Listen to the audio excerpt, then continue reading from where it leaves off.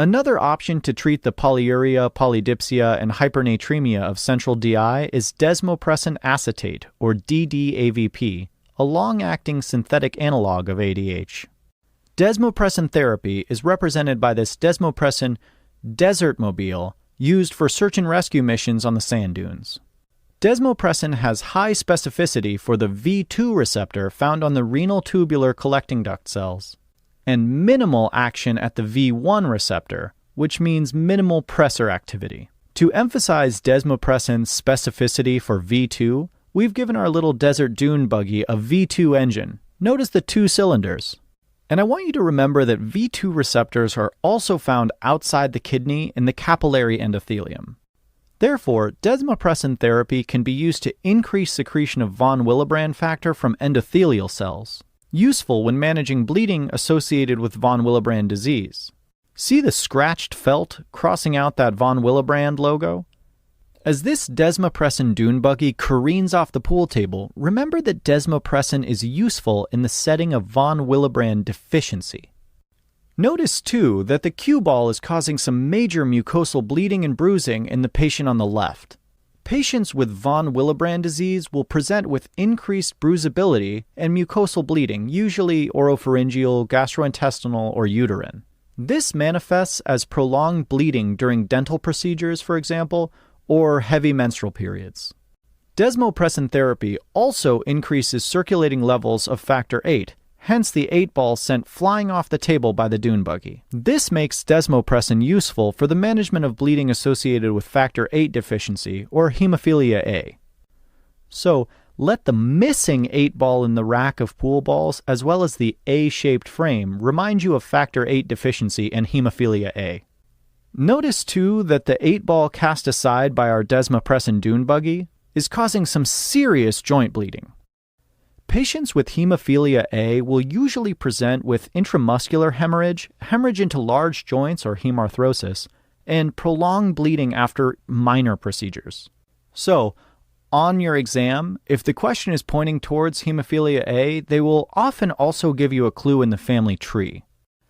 Hemophilia A is an X-linked disease, so you should only see the history of abnormal bleeding in the males on the mom's side of the family.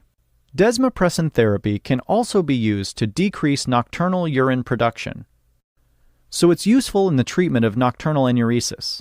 This is represented by the wet mattress hitched to the back of our desmopressin dune buggy. Kind of like a poor man's stretcher, I guess. A very, very poor man.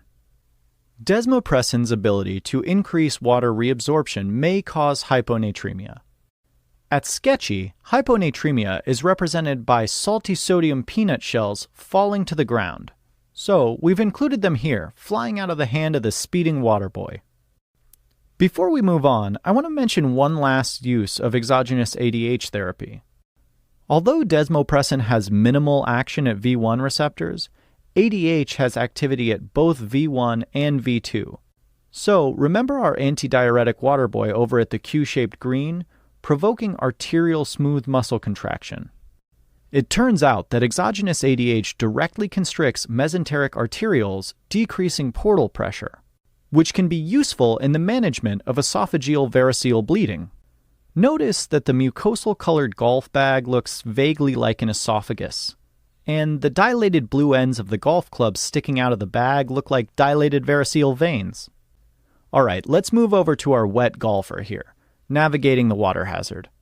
He represents the opposite end of the spectrum, an overproduction of ADH causing excess water retention and dangerous hyponatremia. Instead of helping, this antidiuretic water boy is filling up the pond. Pretty inappropriate, if you ask me.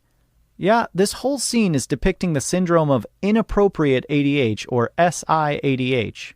SIADH can be caused by ectopic secretion of ADH from lung cancer, CNS disorders, or trauma, and can be associated with the use of some pharmacological agents. Luckily, this waterlogged golfer is not on his own, and his friend rides in to save the day. His weapon of choice? The vaporizer model squirt gun. Let the word vaporize remind you of the vaptan suffix of V2 receptor antagonists used in the treatment of SIADH, including conivaptan and tolvaptan. By blocking the V2 receptor, these agents inhibit ADH's ability to activate the translocation of aquaporins to the luminal membrane, thereby promoting free water excretion. ADH receptor blockers can be used along with free water restriction and hypertonic saline to correct the hyponatremia of SIADH. But remember to be careful about correcting the sodium too quickly. This may lead to central pontine myelinolysis or osmotic demyelination syndrome. The maximum rate of correction of chronic hyponatremia should be less than 10 milliequivalents per liter at 24 hours and less than 18 milliequivalents per liter at 48 hours. The serum sodium concentration must therefore be monitored very closely. See these sodium-ridden salty peanuts getting thrown at the inappropriate water boy's head? Not only should it remind you of the possibility of hypernatremia caused by ADH receptor blockers, but also the irreversible CNS damage that can occur with overly rapid correction of serum sodium. Lastly, notice that the friend is riding a bicycle. And here at Sketchy, we would never include a bicycle unless there were some tetracyclines involved. This bicycle represents dimeclocycline, a tetracycline antimicrobial drug that can be used to treat SIADH by interfering with ADH activity. Though the mechanism of this interference is not completely understood, and this drug is rapidly being replaced by the ADH receptor antagonists.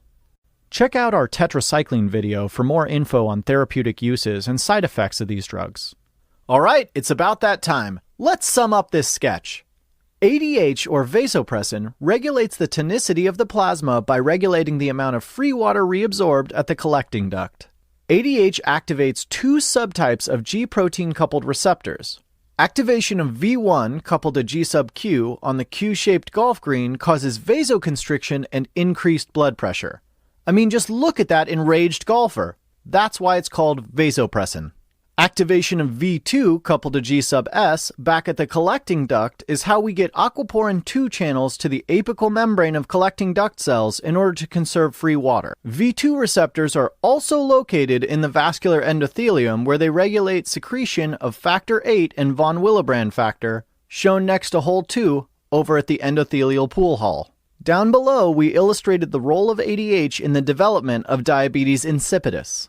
The kidney-shaped sand trap embodies nephrogenic diabetes insipidus when the kidney ignores ADH, causing you to lose free water and dry up. Remember that lithium is an important cause of nephrogenic DI.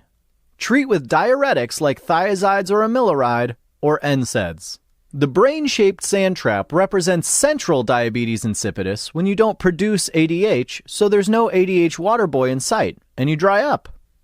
Treat with exogenous ADH or DDAVP, which acts on V2 receptors, hence the V2 engine in that desmopressin dune buggy. Since DDAVP helps you conserve free water and decrease urine production, it can be used to manage nocturnal enuresis. Say goodbye to that wet mattress. Over at the pool hall, the desmopressin dune buggy is also highlighting the use of DDAVP in the management of von Willebrand disease by activating von Willebrand factor secretion and hemophilia A, which is represented by the missing 8 ball. More factor VIII coming right up. And lastly, SIADH, when you're making inappropriate amounts of ADH, as represented by the inappropriate amount of free water collecting in that brain-shaped water hazard on the left. Luckily, in comes that Vaptan vaporizer kid riding in on his dimeclocycline bicycle to block the effects of ADH and help you excrete that free water. Alright, that's it for the posterior pituitary. Next up, the anterior pituitary, where the effects of growth hormone have gotten pretty out of hand. I'll catch up with you guys though, because first I gotta get back to that anthill back on hole 1. It's a Cinderella story. Out of nowhere, a former med student now about to become the Masters champion. It looks like a miracle. It's in the hole! It's in the hole! It's in the